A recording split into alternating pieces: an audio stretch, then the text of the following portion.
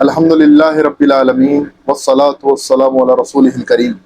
میرے دوستوں، ساتھیوں، ایک اور عظیم شخصیت کا تعارف لے کے آپ کے سامنے حاضر ہوا ہوں۔ آپ دیکھیں، یہ بڑی ہی جلیل القدر شخصیت ہے اور ہماری جو ہے ماؤں کے اندر ان کا شمار ہوتا ہے، یعنی امہات المومنین کے اندر ان کا شمار ہوتا ہے۔ ام حبیبہ رضی اللہ تعالیٰ عنہ، ان کا پورا نام جو تھا رملہ بنت ابو سفیان بن حرب بن امیہ بن عبد شمس بن عبد مناف، ان کی پورا جو ہے یہ شجرہ ہے۔ اس طرح سے ان کی کنیت جو ہے ام حبیبہ تھی۔ ان کی ایک بیٹی کا نام تھا حبیبہ، اس لیے ان کے نام جو ہے ام حبیبہ پڑا۔ قبیلہ جیسا کہ آپ کو معلوم ہے بنو امیہ ہے۔ ابو سفیان کی بیٹی تھی تو بنو امیہ جو ہے ان کا قبیلہ رہا۔ پیدائش جو یہ ان کی تقریباً 23 عام الفیل کے اندر ان کی پیدائش ہوئی ہے۔ جب اللہ کے رسول علیہ السلام نے نبوت کا اعلان کرا تو اس وقت ان کی عمر جو ہے 17 سال تھی۔ عبید اللہ ابن جہش، جن کے متعلق ابھی میں زینب بنت جہش اور عبداللہ ابن جہش کے متعلق ویڈیو بنا چکا ہوں، ان کے بھائی تھے عبید اللہ ابن جہش۔ عبید اللہ ابن جہش جو تھے یہ بنو اسد قبیلہ تھا، اس کے لوگ تھے، اور یہ اللہ کے رسول علیہ السلام کے پھوپھیزاد بھائی تھے، عبید اللہ ابن جہش اور عبداللہ ابن جہش اور زینب بنت جہش، جن کی پچھلی ویڈیو میں نے آپ کو جن کا تعارف رکھا ہے۔ اللہ کے رسول علیہ السلام کا زینب بنت جہش رضی اللہ تعالیٰ عنہ سے جیسے نکاح ہوا ہے، اس کا پورا معاملہ آپ کے سامنے رکھا۔ عبید اللہ ابن جہش بھی عبداللہ ابن جہش کا بھائی تھا، عبید اللہ۔ اسی طرح سے شروع کے جو 5 سال ہے اسی کے اندر جو ہے نا یہ دونوں میاں بیوی ایمان لیا ہے، عبید اللہ ابن جہش اور حضرت ام حبیبہ رضی اللہ تعالیٰ عنہ۔ حالانکہ بنو امیہ میں سے تھے ام حبیبہ۔ بنو امیہ کے اکثر لوگ ایمان نہیں لائے، لیکن ان میں سے کچھ لوگ تھے جو کہ ایمان لائے، جیسے حضرت عثمان بن عفان رضی اللہ تعالیٰ عنہ، حضرت ابو حذیفہ، اسی طرح سے حضرت ام حبیبہ، ایسے چند نام اور ملتے ہیں جو کہ لائے۔ باقی زیادہ تر بنو امیہ کے لوگوں نے جو ہے اللہ کے رسول علیہ السلام کی کھل کر مخالفت کری، جس میں ام حبیبہ رضی اللہ تعالیٰ عنہ کے والد بھی تھے، ابو سفیان، جو کہ بعد فتح مکہ پر ایمان لائے۔ بنو امیہ کا ظلم ظاہر سی بات ہے ان پر ٹوٹنا تھا۔ جب انہوں نے اسلام کی دعوت کو قبول کیا تو بنو امیہ تو لوگوں ہی نہیں چھوڑ رہے تھے، اپنے گھر والوں کو چھوڑنے کی تو بات ہی کہاں سے۔ بہت ظلم ستم، پرسیکیوشن ان کے اوپر کرا گیا، مارا گیا، پیٹا گیا، کنہیں کو گھر میں بند کر دیا، کنہیں کے اوپر اور ظلم زیادتی کرے، کنہیں کو تپتی ریٹ پر لٹایا۔ اس طرح سے ان کے اوپر بھی ظلم ستم ہوئے۔ جب اللہ کے رسول علیہ السلام نے حبشہ کی ہجرت کا حکم دیا، تقریباً 5 نوی میں حبشہ کی ہجرت کا حکم دیا، تو یہ اور ان کی شوہر نے حبشہ کی ہجرت کری 5 نوی میں۔ یہ ملک چھوڑ کر جو ہے جانا انہوں نے گوارا کرا، لیکن ایمان چھوڑنا گوارا نہیں کرا۔ دیکھیں آج ہم دیکھیں ذرا سی مشکلات آتی ہیں، ذرا سی پریشانی آتی ہیں تو ہم کمپرومائز کے اوپر اتر جاتے ہیں۔ آپ دیکھیں ان کا، ہماری صحابیات کا، ہم امہات المومنین کا اور ہمارے صحابہ کرام رضوان اللہ تعالی علیہ مجمعین کا کردار، کہ انہوں نے دنیا کی سر و سامان کو چھوڑ دیا، عیش و عشرت کو چھوڑ دیا، آسائش کو چھوڑ دیا، لگژریز لائف کو چھوڑ دیا، لیکن ایمان کو نہیں چھوڑا۔ سب کچھ چھوڑ سکتے ہیں لیکن ایمان نہیں چھوڑ سکتے۔ ہمارے صحابہ سے یہ ہمیں سبق ملتا ہے، صحابیات کی زندگی سے یہ سبق ملتا ہے۔ ہماری ماؤں اور ہماری بہنوں کے لیے سبق ہیں یہ، اور ہمارے لیے بھی سبق ہے۔ عبید اللہ بن جہش جب یہ حبشہ گئے ہیں تو عبید اللہ بن جہش ظاہر سی بات ہے ان کے شوہر تھے۔ اس وقت تک شراب حرام نہیں تھی، مکہ کے اندر شراب حرام نہیں، مدینہ میں جا کے شراب حرام ہوگی مدنی زندگی میں۔ تو آپ جانتے ہیں اللہ کے رسول علیہ السلام کی 13 سال تو نبوی زندگی رہی نبوت کی، اور باقی جو ہے 10 سال جو ہے تقریباً جو ہے مدنی زندگی۔ تو مدینہ میں جا کے ہجرت کے بعد جو ہے شراب حرام ہوئی ہے، تو عبید اللہ بن جہش جو تھے شراب پیا کرتے تھے۔ اب یہ وہاں گئے عیسائی ملک کے اندر، تو وہاں پر شراب ملنا اتنا آسان نہیں تھا، مکہ میں تو بالکل اجازت تھی اس کے، لیکن جو ہے عیسائی ملک حبشہ کے اندر اتنا آسانی سے نہیں ملتی۔ عیسائیوں کے اندر شراب اس طرح سے جو ہے عام نہیں تھی، چھپ چھپا کے لوگ پیا کرتے تھے، چھپ چھپا کے بزنس ہوا کرتے تھے۔ بہرحال ان کی عیسائیوں سے دوستی ہوئی ہے، جیسا آج کل آپ دیکھیں چرس اور اسمیک کے لیے ہم ایسے لوگوں سے دوستیاں کر لیتے ہیں ہمارے نوجوان، اور وہاں جا کے ان کے ساتھ بیٹھتے ہیں اور اپنی زندگیوں کو خراب کرتے ہیں، اپنے کردار کو بھی خراب کرتے ہیں، اپنے دامن کے اوپر دھبے اور داغ بھی لگا لیتے ہیں۔ بہرحال یہ جب عیسائیوں کے ساتھ بیٹھنا شروع کرا، شراب کے تعلق سے پوچھنا شروع کرا، تو عیسائیوں نے ان کے اوپر کام کرنا شروع کرا۔ ان کی بیوی نے سمجھایا، یعنی ام حبیبہ رضی اللہ تعالیٰ عنہا نے ان کو خوب سمجھایا کہ جو ہے تم ان کے ساتھ بیٹھنا اٹھنا چھوڑ دو، یہ تمہارا ایمان لے جائیں گے۔ بہرحال انہوں نے جو اپنی بیوی کی بات نہ مانی، کیونکہ عام طور پر ہمارے یہاں جو ہے بیویوں کو اتنی اہمیت نہیں دی جاتی، سوچتے ہیں بیوی تو کوئی بیوقوف ہے، ان کو دنیا کی سمجھ کا ہے۔ جس عورت نے پہلے تو اپنے خاندان کو چھوڑا، اپنے باپ کی لاڈلی تھی، اپنے بھائی کو چھوڑ دیا، اپنی ماں کو چھوڑ دیا۔ ماں کون تھی؟ ہندا۔ بھائی کون تھے؟ معاویہ۔ ان لوگوں کو سب کو چھوڑ دیا, اب پھر بعد میں وطن بھی چھوڑ دیا. اب ایک اور آزمائش بڑی زبردست ان کے اوپر آئی. دیکھیں یہ معاملہ 6-7 ہجری کا ہے, جب اللہ کے رسول صلی اللہ علیہ وسلم مائگریٹ کر کے موو ہوئے, مکہ سے مدینہ ہجرت کری, تو اس وقت جو ہے نا ان کا شوہر اسی دوران حبشہ میں تھے اور اللہ کے رسول مدینہ میں تھے. ان کا شوہر نے جو ہے اس وقت جو ہے نا عیسائیت قبول کر لی, ان کے عبید اللہ ابن جہش نے. بہرحال وہ مرتد ہو گیا. اب ادھر ان کے اوپر جو ہے مسئلہ ایک بڑا زبردست آ گیا, آزمائش. ادھر صلح حدیبیہ بھی ہو چکی تھی مدینہ کے اندر. صلح حدیبیہ کا والا میں انشاءاللہ صلح حدیبیہ پر بھی پورے ویڈیو بناؤں گا. صلح حدیبیہ بھی ہو چکی تھی, تو نجاشی نے جو ہے رحمۃ اللہ علیہ انہوں نے بھی اسلام قبول کر لیا تھا.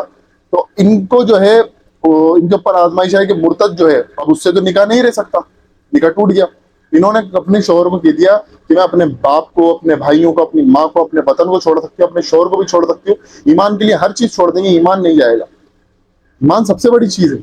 ایمان کے لیے تو ہم نے سب کچھ کام کرا ہے, اور آج ایمان تیرے لیے ایمان چھوڑ دوں, تجھے چھوڑا جا سکتا ہے لیکن ایمان نہیں چھوڑا جا سکتا. شوہر کو بھی جو ہے چھوڑ دیا. بہرحال ادھر اللہ کے رسول علیہ الصلوۃ والسلام کو صلح حدیبیہ کے بعد خبر ملی کہ اس طرح سے جو ہے ام حبیبہ جو ہے رضی اللہ تعالیٰ عنہ, اس طرح سے جو ہے ان کے ساتھ معاملہ ہوا.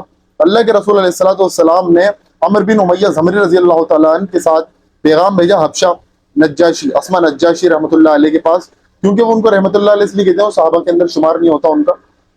تو اسما نجاشی کے پاس تابعین کے اندر ان کا شمار ہوتا ہے. حالانکہ اللہ کے رسول علیہ الصلوۃ والسلام کے دور میں تھے, لیکن اللہ کے رسول سے ڈائریکٹ ان کی ملاقات نہیں ہوئی, اس لیے ان کو صحابی نہیں کہا جاتا.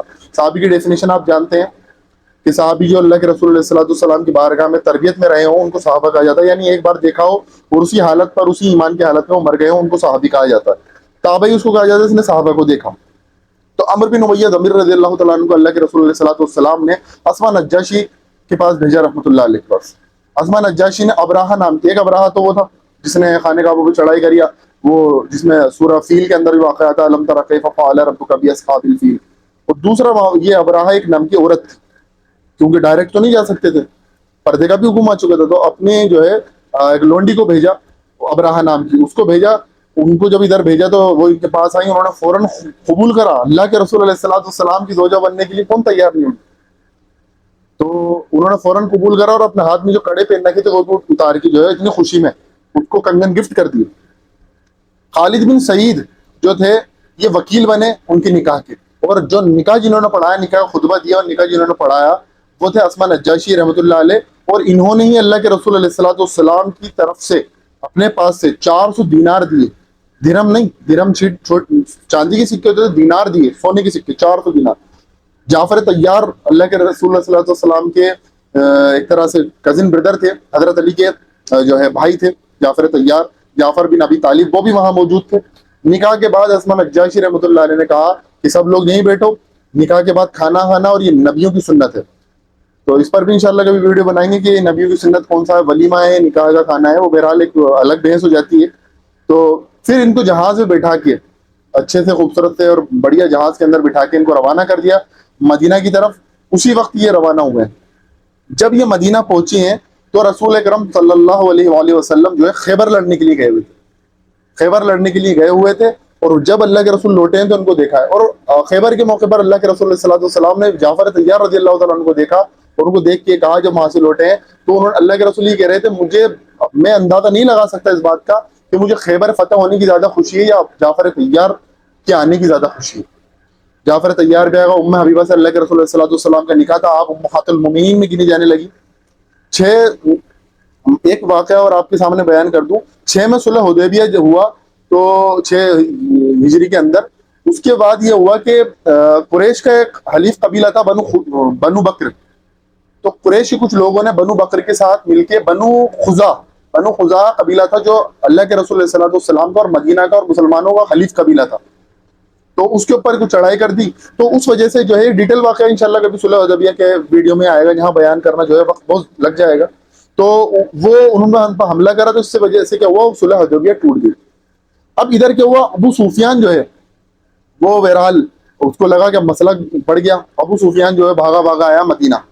پہلے تو اللہ کے رسول سے ملا, اللہ کے رسول علیہ الصلوۃ والسلام نے جواب ہی نہیں دیا.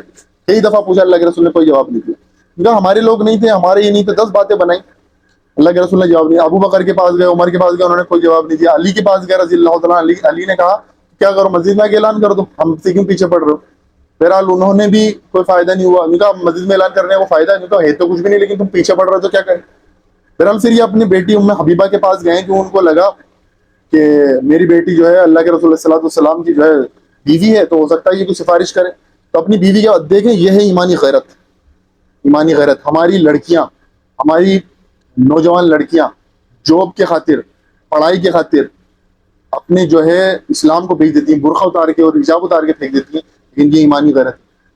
اللہ کے رسول علیہ الصلوۃ والسلام کی صحابیات اور بیویاں, انہوں نے کیا کام انجام دیا. انہوں نے دین کے لیے سب کچھ چھوڑ دیا. ہم دیکھیں ہمارا حل کیا ہے, ہمارے نوجوان لڑکیوں کا حل کیا ہے.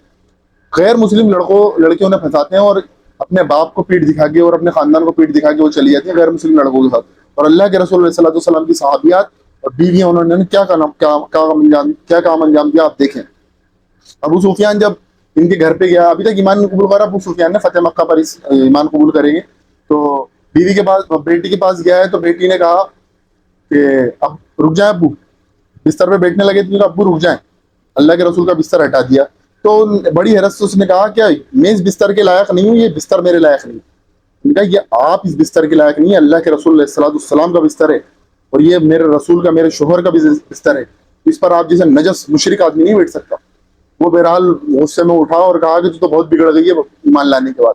وہاں سے چلا گیا. یہ دیکھیں, اور بعد میں ان کی جو وفات ہوئی میں تقریباً 74 سال کی عمر میں, اب معاویہ رضی اللہ تعالیٰ عنہ کے دور کے اندر ان کی جو ہے وفات ہوئی ہے, اور انہوں نے بڑا زمانہ دیکھا ہے. جب ان کا انتقال کا وقت تھا, اس وقت حضرت عائشہ اور حضرت ام سلمہ کو بلایا اور ان سے معافی مانگی, اور ان سے کہا اگر مجھ سے زندگی میں تمہارے سوکن ہونے کے لحاظ سے کوئی کمی رہ گئی ہو, کوئی حق مارا ہو, تو اس کے لیے مجھے معاف کر دینا. انہوں نے بھی کہا کہ ہم آپ سے خیر کی امید ہی رکھتے تھے ہمیشہ, اور ہم نے آپ میں کوئی ایسی کمی نہیں دیکھی, اور اگر کوئی بشری غلطی بھی ہوگی تو ہم نے اس کو معاف بھی کرتے ہیں. یہی تو ہے اصل بات. اور حضرت عائشہ کی تعریف بھی کرتی تھی. اصل تعریف تو وہ ہے جو کہ سوکن بیان کرے, اس سے بڑی بات کیا, سوکن بیان کر رہی ہے تعریف. تو یہ ان کی پوری زندگی, کیا قربانیاں ہیں اسلام کے لیے, کیا جدوجہد ہے. آپ دیکھیں, ایمان قبول کرا, گھر باہر سب چھوڑا, پھر شہر چھوڑ دیا, پھر حبشہ گئی تو شوہر چھوڑ دیا, شوہر چھوڑ کے پھر اللہ کے رسول سے نکاح ہوا تو پھر وہاں سے مدینہ آئی ہیں. کس طرح کی زندگی انہوں نے دیکھی ہے, اور انہوں نے سارا دور دیکھا. حضرت علی رضی اللہ تعالیٰ عنہ کا بھی دور دکھا ہے انہوں نے. اللہ تبارک و تعالیٰ ہمارے خواتین کو, ماؤں بہنوں کو, اور ہم سب کو بھی اس کردار کو فالو کرنے کی توفیق عطا فرمائے. وآخر دعوانا الحمد للہ رب العالمین.